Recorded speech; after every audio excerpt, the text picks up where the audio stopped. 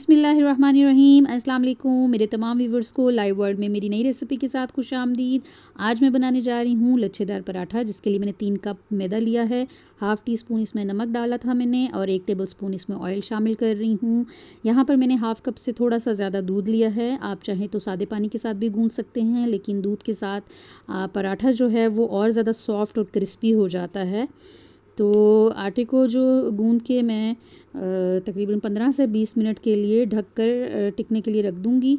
और यहाँ पर मेरा आटा बिल्कुल रेडी है। यहाँ पर मैं इसके पेड़े बना लूँगी। आप अपनी ज़रूरत के मुताबिक पेड़े बना सकते हैं। मैदे को थोड़ा सा फैला लेंगे और फिर इसकी जो है वो तैयारी कर लेंगे। रमज़ान का महीना है, बरकतों और रहमतों वाला महीना है, नेकियों वाला महीना है। आप इसमें इबादत और जो हैं वो बढ़ चढ़ कर नेकियां करते हैं, एक दूसरे की मदद करते हैं, ज़कात देते हैं और एक दूसरे का ख़्याल करते हैं।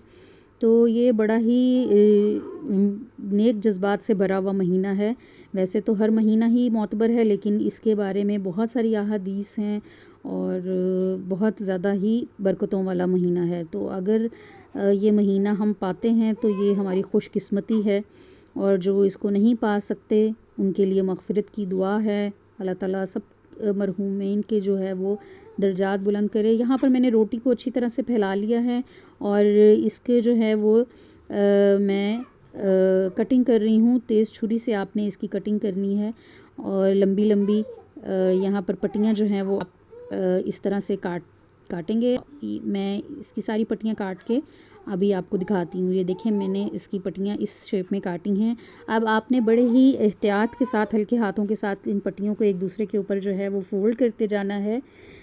आप इसके नीचे थोड़ा सा आटा फैला लें ताकि ये बिल्कुल भी चिपक ना जाए। तो ये देखें, मैंने बड़ी एहतियात के साथ इसको फ़ोल्ड किया है। इसमें बहुत सी टिप्स हैं जो हर कोई नहीं बताता है आपको। तो इस टिप्स को आपने फॉलो करना है कि आपने हर स्टेप के ऊपर ऑयल लगाना है। ये ऑयल जो है वो आपके पराठे को जो है वो ज़्यादा अच्छा बनाएगा। तो ये यहाँ पर आपने इस स्टेप पे भी ऑयल लगाना है और आपने इसका पेड़ा बना लेना है।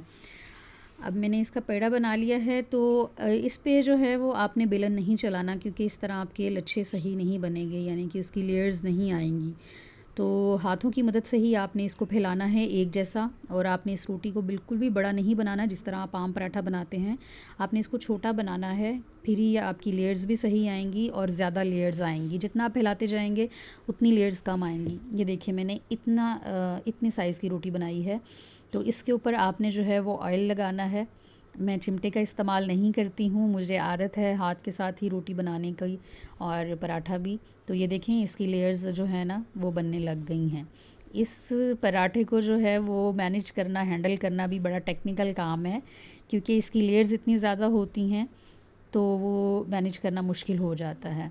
ये देखें, अभी एक साइड की ये लेयर्स हैं जो मैं आपको दिखा रही हूँ। ये देखें, ये इसकी लेयर्स बनने लग गई हैं। अब आपने ये देखें, इसकी दूसरी साइड पे और भी ज़्यादा लेयर्स बन गई हैं। बहुत ही मज़े का पराठा लगता है। आप चाय के साथ इसको ले सकते हैं। बहुत क्रिस्पी होता है और बड़ा टेस्टफुल होता है, और ये बड़ा मुंह में घुल जाता है।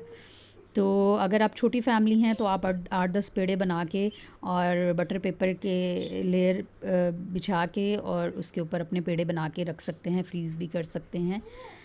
तो जब आपका दिल करे आप ये लच्छेदार पराठा निकाल के खा सकते हैं। और ये देखें, ये बड़ा मुश्किल है इसको हैंडल करना, तो यही इसकी खूबसूरती है। ये देखें, इसकी लेयर्स जो हैं बनने लगी हैं। यहाँ पर मेरा पराठा रेडी है। मैं अब आपको इसकी लेयर्स दिखाती हूँ। ये देखें, माशाल्लाह से 1 2 3 4 5, ठीक है।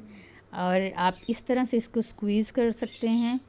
मैं आपको मज़ीद इसकी लेयर्स दिखाने के लिए इस तरह से कर रही हूँ। ये देखें इसकी लेयर्स, ये बहुत ही मज़े का पराठा लगता है। इसमें बहुत ज़्यादा टाइम भी नहीं लगता। आम पराठा जो आप बनाते हैं उससे मेरा ख़्याल है हार्डली 1 या 2 मिनट्स जो है वो इसमें ज़्यादा लगता है, लेकिन ये बहुत मज़े का लगता है। और अल्लाह ताला का किस किस नेमत का इंसान शुक्र अदा करे कि उसकी बड़ी मेहरबानी है, करम है। تو لائک کریں، سبسکرائب کریں، شیئر کریں اپنے فرینڈس کے ساتھ، اور کمنٹ باکس میں بتائیں آپ کو آج کی ویڈیو کیسی لگی۔ ٹیک کیئر جی، اللہ حافظ۔